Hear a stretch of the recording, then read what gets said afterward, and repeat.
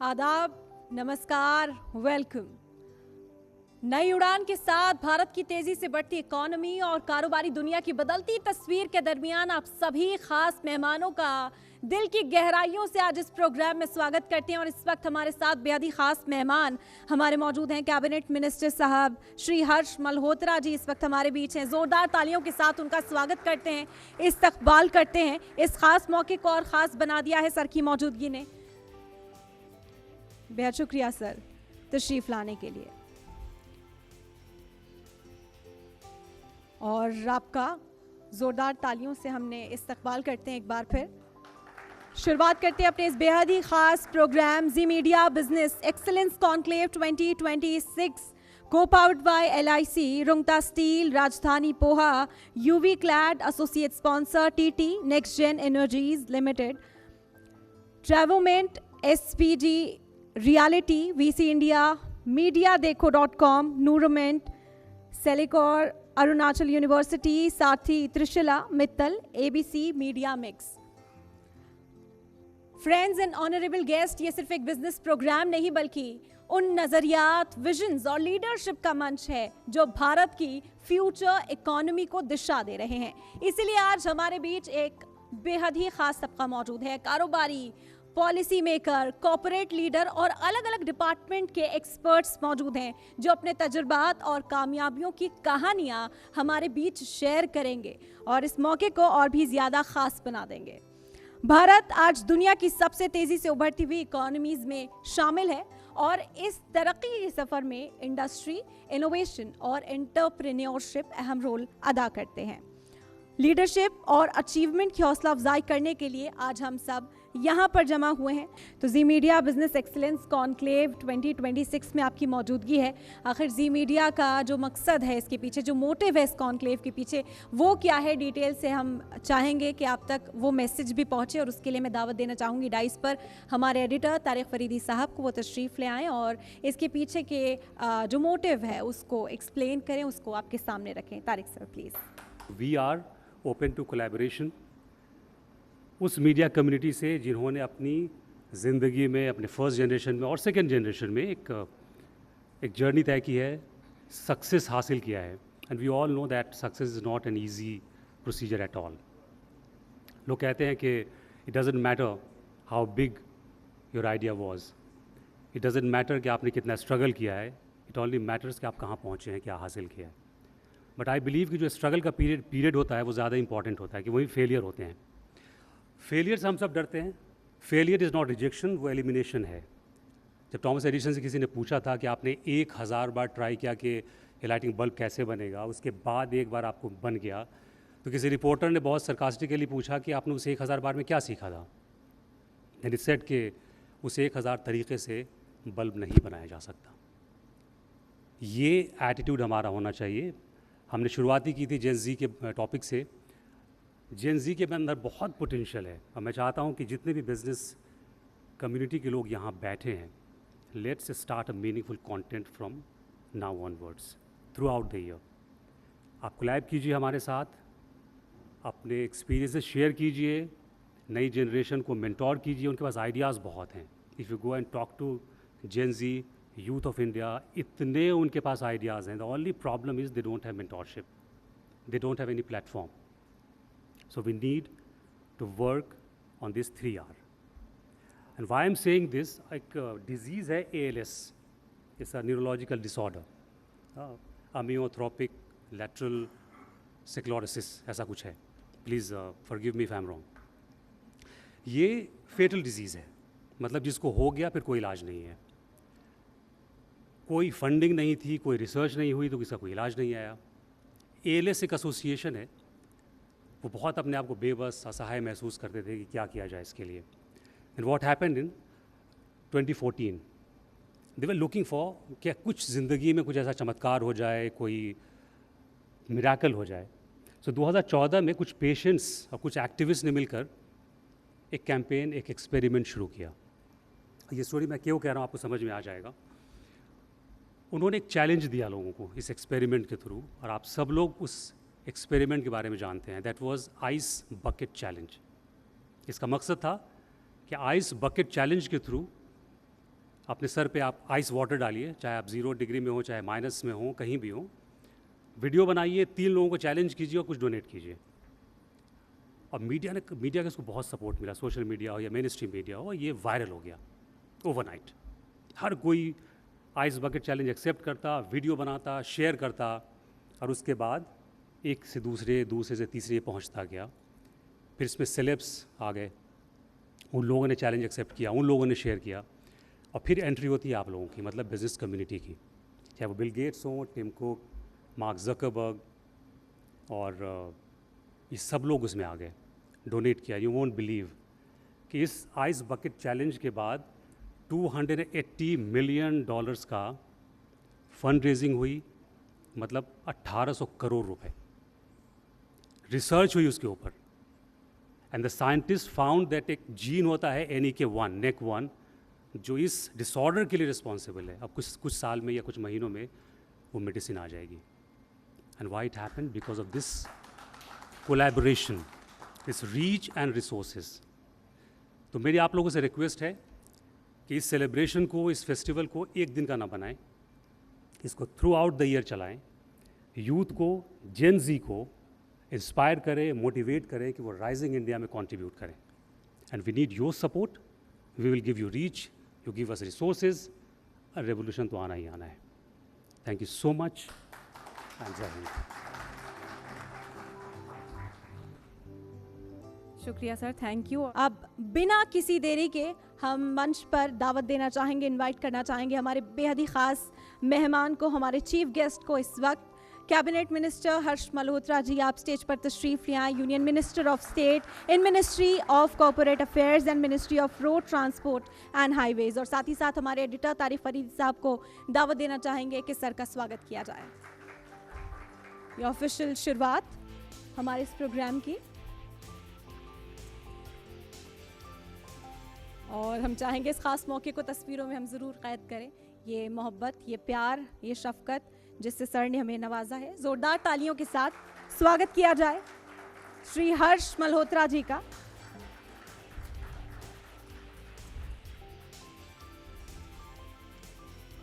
और थोड़ी सी जहमत यहाँ पर और हम देना चाहेंगे ताकि ऑफिशियल शुरुआत करें लैंप लाइटिंग के साथ। हम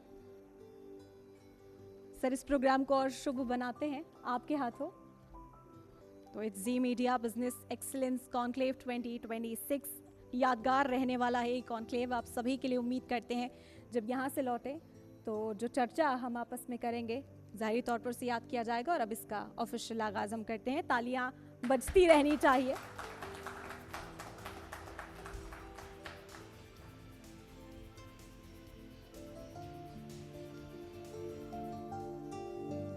बहुत शुक्रिया। What a beautiful start lamp lighting के साथ। शुक्रिया सर। और कॉन्क्लेव की शुरुआत करें उससे पहले आइए देखते हैं एक छोटी सी फिल्म के कैसे 100 साल के गौरवशाली सफर के साथ एसएल ग्रुप ने भारत की तरक्की में अपनी एक अलग पहचान बना ली है। दूरदर्शी सोच, नए विचार और लगातार बेहतरीन काम की बदौलत इस ग्रुप ने देश में अपनी मजबूत मौजूदगी दर्ज कराई है। एक सदी इस विरासत के साथ एसएल ग्रुप आज भी तरक्की, नई सोच और राष्ट्र निर्माण के लिए अपने मकसद के साथ लगातार आगे बढ़ रहा है। मैंने हमेशा माना है कि बिजनेस शॉर्टकट्स का खेल नहीं होता। ये निरंतरता और धैर्य से आगे बढ़ने का सफर होता है। जब हमने शुरुआत की थी तब कोई तय रास्ते या उदाहरण नहीं थे, सिर्फ दृढ़ विश्वास था। भारत की क्षमता पर अटूट आस्था थी और अपने मूल्यों पर भरोसा रखने का साहस था। मेरे लिए सफलता केवल उद्यम खड़े करने तक सीमित नहीं थी, बल्कि ये साबित करने की बात थी कि भारतीय महत्वाकांक्षा दुनिया में कहीं भी गर्व से सिर ऊंचा करके खड़ी हो सकती है। वर्षों के दौरान उद्योग बदले, तकनीक विकसित हुई, पीढ़ियों ने जिम्मेदारियां संभाली, लेकिन जो स्थिर रहा वो था सत्य के प्रति समर्पण, दीर्घकालिक सोच और संयम, वो जिम्मेदारी के साथ निर्माण करने का संकल्प। नेतृत्व नियंत्रण का नाम नहीं है, ये स्पष्टता का नाम है, लोगों को सशक्त बनाने का नाम है और ये समझने का नाम है कि कब धैर्यपूर्वक डटे रहना है।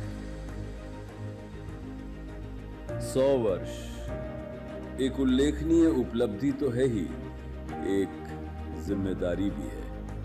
महत्वपूर्ण है उसे सुरक्षित रखना, उससे सीखते रहना और इस संस्था को आगे बढ़ाना, उसे बनाने वाले व्यक्तियों से भी अधिक मजबूत बनाना। ये यात्रा के 100 वर्ष पूरे ही नहीं बल्कि शुरू हुए हैं। Shortly, you will be reaching 100 years. My advance best wishes to all of you. But I would expect, and with that, I will end my observations. Remain young at 100 and remain young ever. Thank you, ladies and gentlemen. Jai Hind. SL group आने वाले 100 वर्षों के लिए देश और मानवता की प्रगति और सेवा के लिए समर्पित रहेगा। जय हिंद। तो एक बार जोरदार तालियां एसएल ग्रुप के 100 साल बेमिसाल पूरे होने पर। और ये जर्नी एसएल ग्रुप की रही है और उसको आपके साथ बांटा है। अब बिना किसी देरी के इसे आगे बढ़ाते हैं। इस प्रोग्राम की बाज़ाब्ता शुरुआत करते हैं अपने पैनल के साथ। सबसे पहला पैनल बेहद ही ख़ास होने वाला है। 1 to 1 होगा हमारे ख़ास मेहमान, हमारे चीफ गेस्ट श्री हर्ष मल्होत्रा जी के साथ। क्या तरक्की का रोड मैप जो है वो बनाया गया है आगे के लिए, उसी पर हम ख़ास बातचीत करेंगे स्मॉल बिजनेस बिग ड्रीम्स के टॉपिक पर। और उसके लिए मंच पर दावत देना चाहूँगी एक बार फिर से सर आपको। हर्ष मल्होत्रा जी प्लीज़ तशरीफ़ ले आइए मंच पर, और साथ ही हमारे एडिटर तारिक फरीदी साहब। Union Minister of State in the Ministry of Corporate Affairs and Ministry of Road Transport and Highways. Over to you sir. Thank you Harsh ji, बहुत बहुत शुक्रिया। कॉर्पोरेट में कहा जाता है वर्क लाइफ बैलेंस। संडे को आपको बुला लिया, घर पे प्रॉब्लम तो नहीं हो रही है? संडे हमारा ज़्यादा बिजी होता है। चलिए फिर ठीक, फिर हम सेफ़ हैं, हमें कोई दिक्कत नहीं होगी फिर। आपको बुलाने का मकसद जो मेरा था, मैं चाहता था कि सर ज़रूर आएँ इस कॉन्क्लेव में। उसका रीज़न ये था कि बधाई देने से पहले इनको पहले कहानी सुना देता हूँ ताकि ये समझ जाए कि बधाई मैं क्यों दे रहा हूँ इनको। मैं फ्रिक्वेंट ट्रैवलर हूँ, देहरादून अक्सर जाता हूँ। तब जाता था जब 5-6 घंटे लगते थे। फिर मेरठ हाईवे शुरू हुआ तो 1.5 घंटे कम हो गए। अभी पिछले संडे को मैं नए वाले हाईवे से देहरादून गया, 2 बजे नोएडा से निकला और 5:30 बजे देहरादून के दूसरे एंड पे राजपुर रोड पे अपने रिजॉर्ट में चेक इन करके कॉफ़ी पी रहा था अपने रूम में। Commendable job sir. Thank you very much. मुझे ये डर है कि जिस स्पीड से चल रहे हैं कहीं 24 घंटे में ये यूएस ना पहुंचा दें। पर ये आपको वायदा करता हूँ, अगले 1-1.5 साल के बाद आपको दिल्ली से मुंबई 12 घंटे में पहुंचा दूंगा। क्या बात है।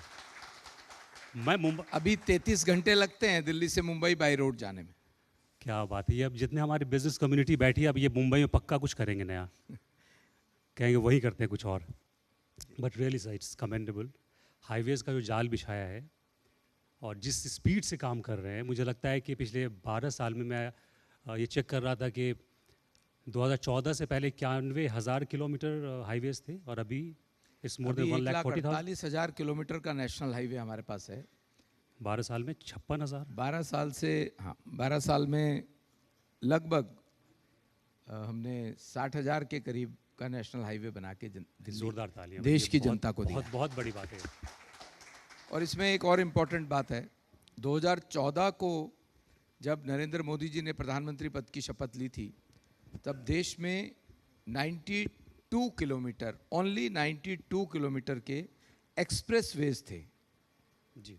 आज 3500 किलोमीटर का एक्सप्रेस वे देश के अंदर है। क्या बात है।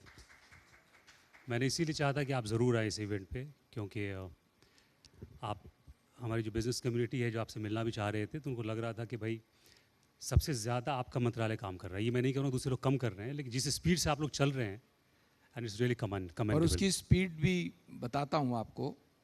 2014 से पहले नेशनल हाईवे बनाने की जो स्पीड थी वो 12 किलोमीटर पर डे थी। जी। आज अप्रॉक्सीमेट 30 से 32 किलोमीटर पर डे के हिसाब से हम नेशनल हाईवे बना रहे हैं। क्या बात है, एक्सेलेंट। अच्छा, आपसे एक दो सवाल मैं ये करना चाहूँगा कि आप युवा कार्यकर्ता से शुरुआत की आपने, मेयर से लेकर मंत्री तक पहुँचे, दिल्ली को बहुत करीब से देखा है, और दिल्ली में जिस तरह के ट्रैफिक की प्रॉब्लम रही है, अब आपकी पार्टी की सरकार है, दिल्ली के डीकंजेशन को लेकर कुछ आपके मेजर प्लान्स हैं भी आने वाले दिनों में, जो दिल्ली के लोगों को इससे राहत मिले? मैं दिल्ली से सांसद हूँ, दिल्ली में जन्मा हूँ, दिल्ली में मैंने सामाजिक राजनीतिक सब काम किए हैं, तो दिल्ली की समस्याओं से ठीक से रूबरू हूँ। जब मैं सांसद बना और मुझे मोदी जी के आशीर्वाद से रोड ट्रांसपोर्ट मंत्रालय, वो भी नितिन जी के सानिध्य में रह कर के काम करने का मौका मिला, तो मुझे लगा दिल्ली में भी कुछ इस माध्यम से भी बदलाव करना चाहिए, क्योंकि दिल्ली मेरठ एक्सप्रेसवे बन चुका था, दिल्ली देहरादून एक्सप्रेसवे चल रहा था, काम चल रहा था उस पर, दिल्ली मुंबई एक्सप्रेसवे सोहना से प्रारंभ हो रहा था जी। और दिल्ली में ट्रैफिक की एक कंजेशन की एक बड़ी प्रॉब्लम है। जी। मैंने उसको थोड़ा समझने का प्रयास किया तो पता लगा कि केंद्र सरकार ने, मोदी जी की सरकार ने, स्वयं नितिन जी ने आज से 1.25 साल पहले जो दिल्ली के अंदर सरकार थी केजरीवाल साहब की, जी। उनसे बात की थी कुछ प्रोजेक्ट्स पर, क्योंकि सेंट्रल गवर्नमेंट का कोई भी प्रोजेक्ट स्टेट में आना है, विशेष तौर से रोड इंफ्रास्ट्रक्चर का, तो कुछ स्टेट की परमिशंस की आवश्यकता होती है। जी। वो फाइलों में अटकी पड़ी थी, लेकिन फॉर्चुनेटली दिल्ली की जनता का आशीर्वाद मिला और दिल्ली में भाजपा की सरकार आई, रेखा जी मुख्यमंत्री बनी, तो हमने एक महीने में, केवल एक महीने में 20 फरवरी से और 31 मार्च के बीच में, उसमें सबसे बड़ा काम तो ये कि दिल्ली की रोड इंफ्रास्ट्रक्चर की डेवलपमेंट का एक फंड होता है जिसको सेंट्रल रोड इंफ्रास्ट्रक्चर फंड कहते हैं, जो सेंट्रल गवर्नमेंट स्टेट गवर्नमेंट को देती है, और वो उस स्टेट की जनता का सेस का पैसा होता है। हम वो पैसा केजरीवाल साहब को देना चाहते थे कि आप दिल्ली की सड़कें बना लीजिए, पर उन साहब ने उस पैसे को लेने के लिए फाइल पे साइन नहीं किए।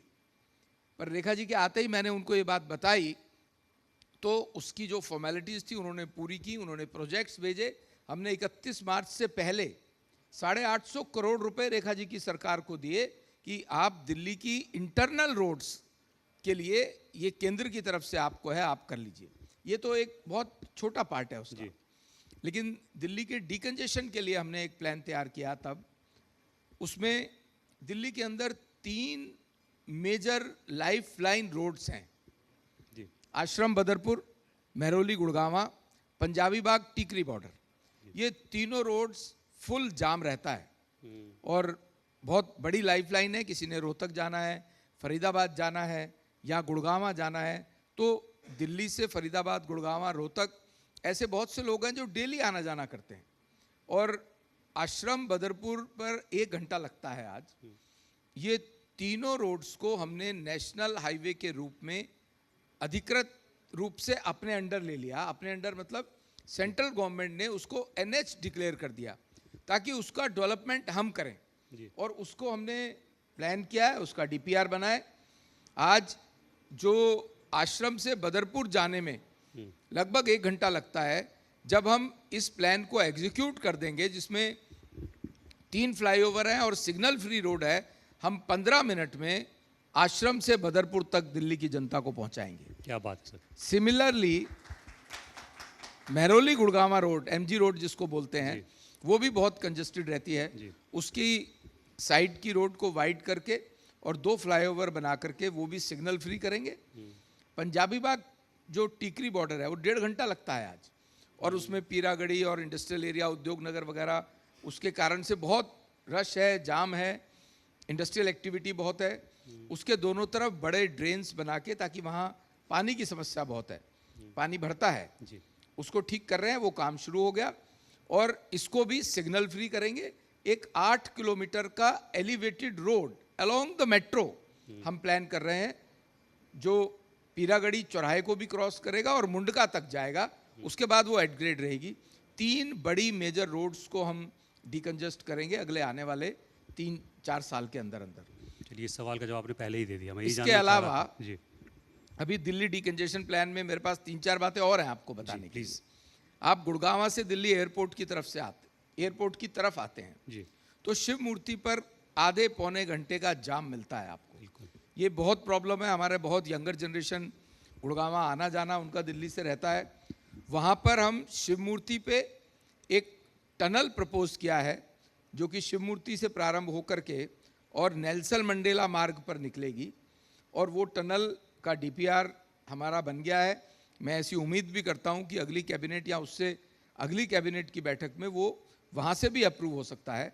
उसके बाद वो जो 1 घंटे का जाम है वो ख़त्म होगा, और जहाँ नेल्सन मंडेला मार्ग पर वो टनल का एग्जिट है वहाँ से एक एलिवेटेड रोड जो कि आईएनए से एयरपोर्ट तक आने की बात है वो उसको टच करेगी, तो सिग्नल फ्री आप एम्स तक और आईएनए तक पहुंच पाएंगे शिव मूर्ति से। अच्छा, इसके अलावा आपने एक बड़ा काम देखा, आपको क्योंकि दिल्ली देहरादून याद है, आप वहाँ से गए हैं जी पर जो लोग सोनीपत पानीपत से एयरपोर्ट के लिए आते हैं, अक्सर आना ही पड़ता है उन्हें, तो अभी 1.5-2 घंटे लगा करते थे उनको मुकरबा चौक, पीरागढ़ी, रोहिणी से होते हुए यहाँ आना, एयरपोर्ट आना होता था।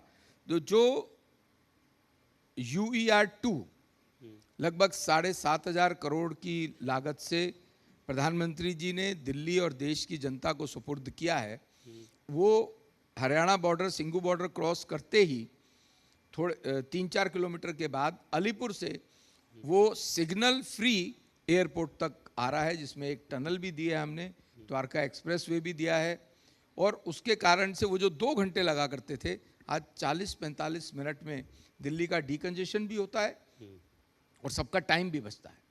ये कुछ प्लान्स हैं, अभी और भी हैं, कुछ और पूछेंगे तो उसको बीच में ऐड करूंगा। पूछूंगा नहीं, मैं इतना ही कहूँगा कि अगले इलेक्शन की तैयारी तो आपने कर ली है अभी से। ये विकास आप दिखाएंगे अगले इलेक्शन में, फिर लोग ये कहेंगे कि भाई ये तो पूरे साल तैयारी करते हैं इलेक्शंस की, तो अगले इलेक्शन का तो आपका पूरा मैनिफेस्टो तैयार है। हम वो स्टूडेंट हैं जो 12 महीने पढ़ाई करते हैं जी लास्ट के दिनों में पढ़े, ऐसा नहीं है सिर्फ। परफेक्ट। अच्छा, आपका दूसरा एक बहुत इम्पॉर्टेंट मिनिस्ट्री भी है आपके पास, वो कॉर्पोरेट अफेयर्स की है। हमारे मुल्क में एक पूरा इकोसिस्टम तैयार हुआ है स्टार्टअप्स का, और 2 लाख से ज़्यादा स्टार्टअप्स हैं, और कहा जाए दुनिया की सबसे बड़े इकोसिस्टम का हम पार्ट हैं, शायद नंबर 3 पे हैं। स्टार्टअप शुरू होता है, लेकिन एक छोटा सा उसमें मसला ये होता है कि ईज़ ऑफ बिजनेस है, लेकिन कई बार ईज़ ऑफ सर्वाइवल नहीं होता है। उसके लिए कुछ नया प्लान कर रहे हैं। एक आपका शायद PM इंटर्नशिप स्कीम भी है, क्या दोनों क्लब करके? प्रधानमंत्री जी ने जो NEP 2020 शुरू किया, जी मतलब जो देश के लिए एजुकेशन पॉलिसी जो देश के बच्चों के लिए उन्होंने बनाई और उसको इम्प्लीमेंट किया, वो सिर्फ एकेडमिया नहीं है, एकेडमिया को स्किल के साथ जोड़ा है। एकेडमिया को देश का जो विरासत है, लाखों साल पुराना भारत की समृद्ध और प्राचीनतम संस्कृति है। आज भी प्रधानमंत्री जी ने मन की बात में नालंदा विश्वविद्यालय की बात की है, जो कि हजारों वर्ष पूर्व पूरे विश्व के जो स्कॉलर्स थे वो यहाँ पर रिसर्च करने आते थे। तो प्रधानमंत्री जी ने एजुकेशन पॉलिसी को स्किल के साथ जोड़ा है। उसी में जो कॉर्पोरेट अफेयर्स हमारा मंत्रालय है, हमारी एक योजना है प्रधानमंत्री इंटर्नशिप स्कीम।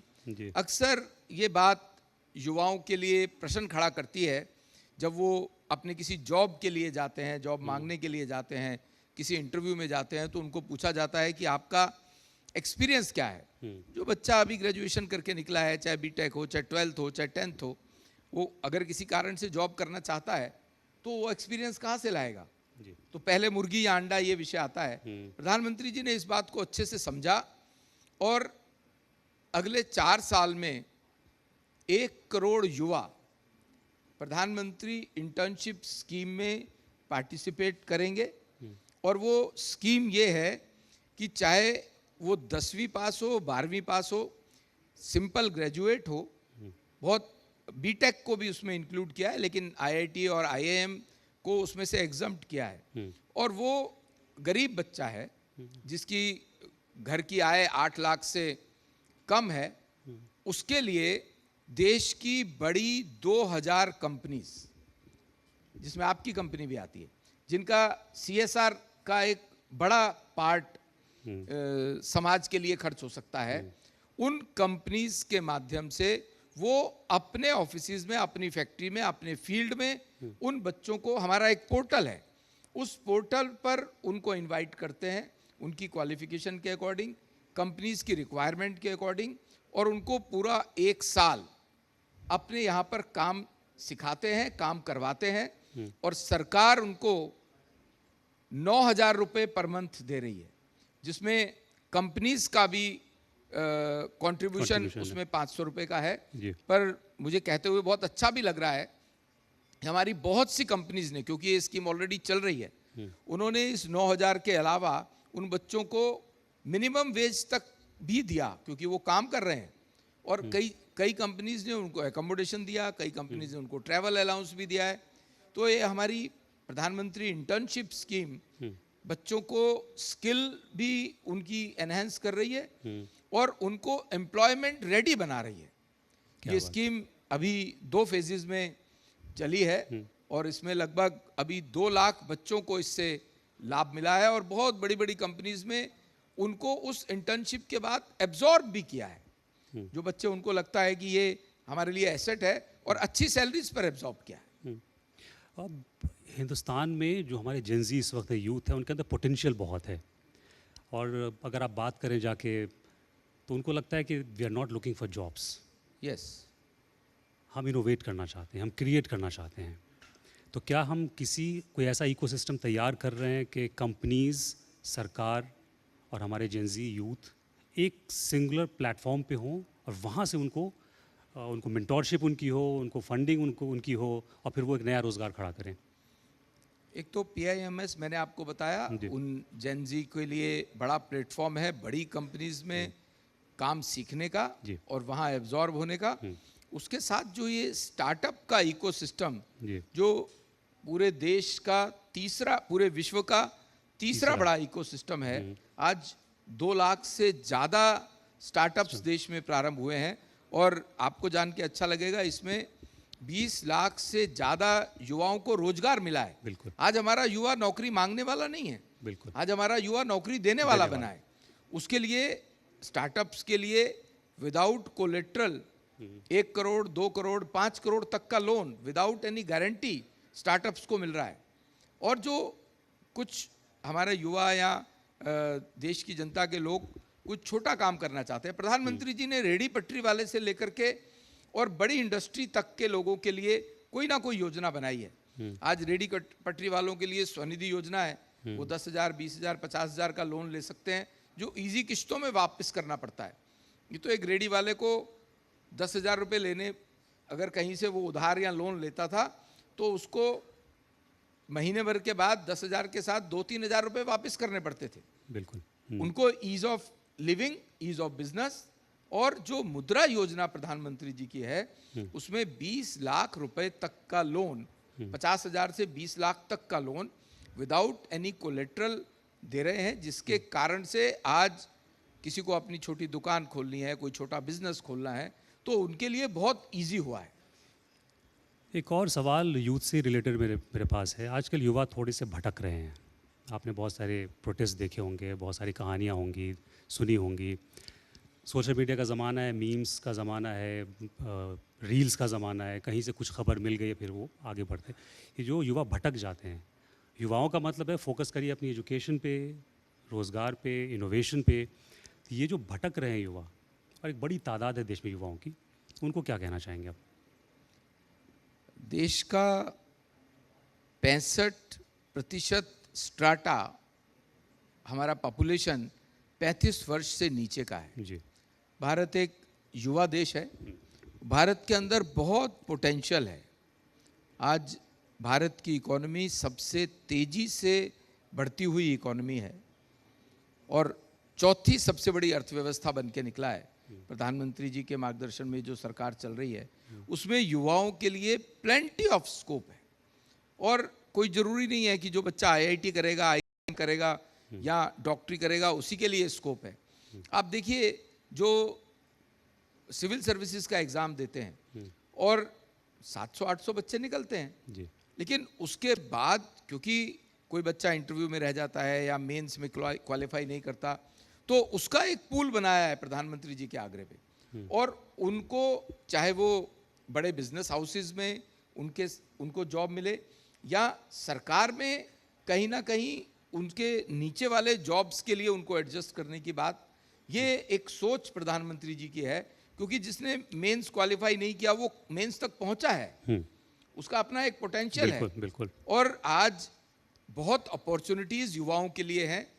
एजुकेशन के लिए भी आप देखेंगे, एक समय था जब एमबीबीएस की सीट्स केवल 50,000 थी, आज 1,36,000 सीट एमबीबीएस की हुई हैं।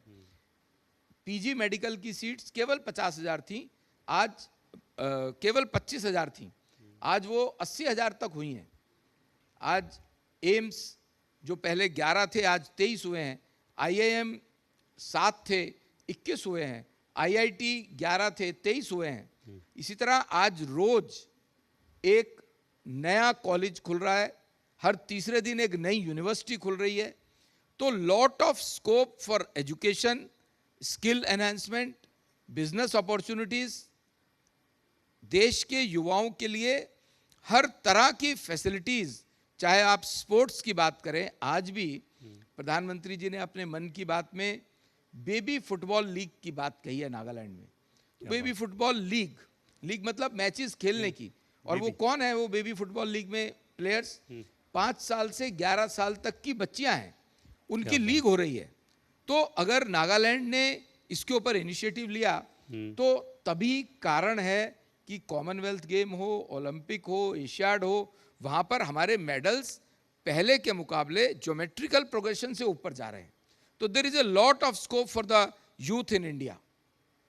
बहुत स्कोप है, भटकने की ज़रूरत नहीं है। मेरे पास वैसे बहुत सारे सवाल हैं, लेकिन I always believe in two way communication. मैं चाहूँगा कि जो बिज़नेस कम्युनिटी बहुत देर से आपका इंतज़ार कर रही थी, अगर आप में से कोई भी अगर कुछ पूछना चाहें तो प्लीज़ मोस्ट वेलकम। एक माइक प्रोवाइड कीजिएगा। कोई सवाल अगर आपको आपके पास हो अगर हर्ष जी के लिए, यू कैन आस्क। सबको सब कुछ समझ में आ गया? नहीं सर, सवाल बहुत होंगे अभी इनके जहन में। कोई सवाल पूछना है आप लोगों को? मोदी जी से सेटिस्फाइड इतने हैं, उन्हें लगता है कि everything is going on very well. क्या बात है। बट आपकी ये वाली जो स्कीम थी आईएएस वाली जो आपने बताया मुझे, यूपीएससी वाला सिविल सर्विसेज का, ये माना जाता था कि ओवरनाइट इधर यू आर ज़ीरो और हीरो। आपका सिलेक्शन हो गया तो आप सिविल सर्विसेज में आ गए, और नहीं हुआ तो फिर आप कहीं के नहीं रहते हैं। बट ये जो आप लोगों ने एक सेकेंड लाइन ऑफ एम्प्लॉयमेंट की शुरुआत की, I think it's really wonderful. प्रधानमंत्री जी ने पिछले 2022 से, अक्टूबर 2022 से रोजगार मेलों की शुरुआत की है। ये बहुत इंपॉर्टेंट बात मैं आपको बताने जा रहा हूँ। वो रोजगार मेले सरकारी नौकरी में युवाओं के लिए है।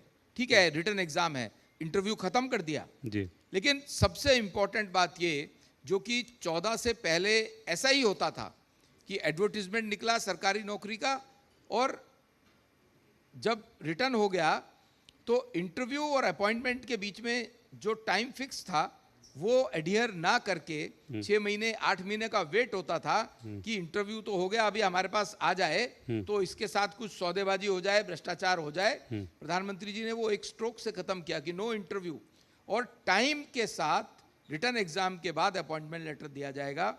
पिछले 4 साल में 11 लाख युवाओं को सरकारी नौकरी में इंडक्ट किया है प्रधानमंत्री जी ने रोजगार मेलों के माध्यम से। क्या बात है।